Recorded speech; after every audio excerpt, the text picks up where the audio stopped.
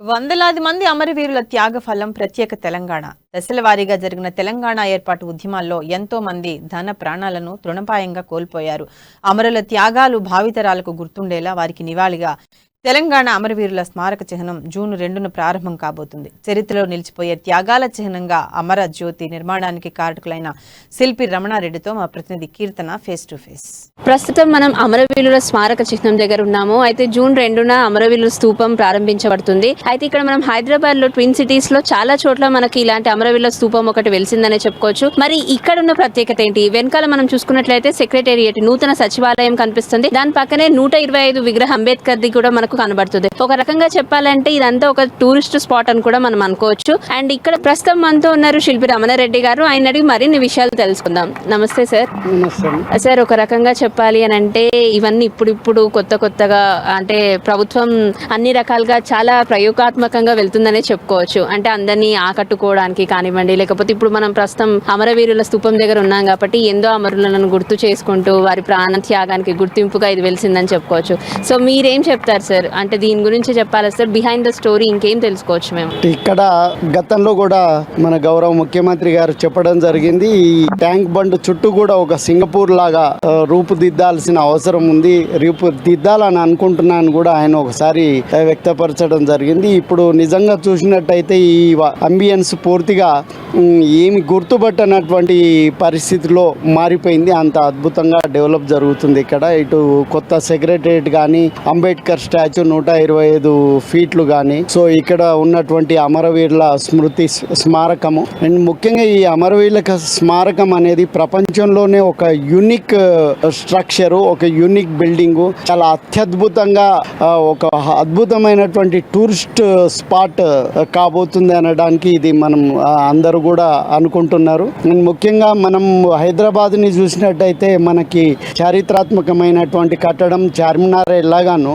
So ఒక ఆధునికమైనటువంటి కట్టడం TS memorial ని చెప్పుకోవచ్చు. సో ఇది ముఖ్యంగా స్టెయిన్లెస్ స్టీల్ లో ఈ కట్టడం చేయడం జరిగింది. అంటే స్టీల్ అనేది 316L గ్రేడ్ వాడాము. ఇది 100 సంవత్సరాలు అయినప్పటికీ కూడా చెక్కు చెదరకుండా, ఎలాంటి రస్ట్ లేకుండా సో ఇలాగే ఉండిపోతుంది. సో అంతటి అద్భుతమైనటువంటి మాటియర్స్ మెమోరియల్ ఇది. అంటే నవాబులు నాటి అందాల ప్రకృతి కానండి, అంటే అంత శిల్పం అలా చెక్కినట్టు అందంగా కనిపిస్తుంది అని చెప్పేసి అందరు అనుకుంటూ ఉంటారు సార్ జనరల్ గా. అంటే ఇది పూర్తయ్యే నాటికి ఇంకా జూన్ 2 అన్నారు కాబట్టి ఇంకెన్ని అద్భుతాలను మేము చూడొచ్చు ఇక్కడ? అంటే ఇప్పుడు ఇందులో చాలా ప్రత్యేకతలు ఉన్నాయి. ముఖ్యంగా ఈ బిల్డింగ్ కన్స్ట్రక్ట్ ఫ్లోర్ లో, గ్రౌండ్ ఫ్లోర్ లో 2 ఫ్లోర్లు మైనస్ ఫ్లోర్స్ ఉన్నాయి. అందులో 350 కార్లు, 600 2 వీలర్లు పార్కింగ్ కి మనం ఫెసిలిటేట్ చేశాము. అండ్ ముఖ్యంగా గ్రౌండ్ ఫ్లోర్ లో మనము మ్యూజియం, ప్రత్యేకమైనటువంటి మ్యూజియం, తెలంగాణ ఆవిష్కరణ యొక్క ప్రత్యేకత ఏంటి, సో ఎందుకు తెలంగాణ రావాల్సి వచ్చింది, సో దీని అన్నిటికీ మూలమైంది, సో ఈ తొలి దశ మలి దశ ఉద్యమాలు, వాటి చరిత్రకు సంబంధించి, అంటే ఒక పిల్లలు కానీ, వృద్ధులు కానీ, టూరిస్టులు, ఫారినర్స్ ఎవరు వచ్చినా కానీ సో తెలంగాణ ఎందుకు ఆవిర్భవించాల్సిన అవసరం వచ్చింది అనే దాన్ని ఎక్స్ప్లెయిన్ చేస్తూ ఇక్కడ మ్యూజియం ఉంటుంది. పైన ఒక కన్వెన్షన్ హాల్ ఉంది. దాదాపు 650 మంది ఒకే చోట కూర్చునే విధంగా ఆ కన్వెన్షన్ హాల్ ఏర్పాటు చేయడం జరిగింది. సో కవులు, రచయితలు భవిష్యత్తులో మనం అమరుల్ని స్మరించుకోవాలనుకుంటే అది ఒక ప్రత్యేకమైనటువంటి ప్లేస్గా, ఎక్కడ ఎండలో సో ఎక్కడో అన్కంఫర్టబుల్గా ఉండకుండా ఇది ప్రత్యేకంగా ఈ కన్వెన్షన్ ఏర్పాటు చేయడం జరిగింది. సో పైన కూడా ఒక రెస్టారెంట్ 2 ఫ్లోర్స్ చిన్న ప్లేస్లో సో రెస్టారెంట్స్ ఉన్నాయి. అంటే మనం ఎవరైనా వృద్ధులు, పిల్లలు, స్కూల్ పిల్లలు వచ్చినప్పుడు వాళ్ళకి ఎలాంటి ఆకలి, దప్పిక లాంటి సమస్యలు లేకుండా అక్కడ రెస్టారెంట్ ఏర్పాటు చేయడం జరిగింది.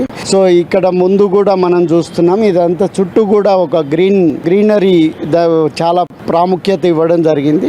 సో ఇది ప్రపంచంలోనే ఒక అద్భుతమైనటువంటి కట్టడం. తెలంగాణ అమరవీరుల స్మారకం దగ్గర మనం ఉన్నాం. ప్రస్తుతం మనం మాట్లాడాము ఒక శిల్పితో.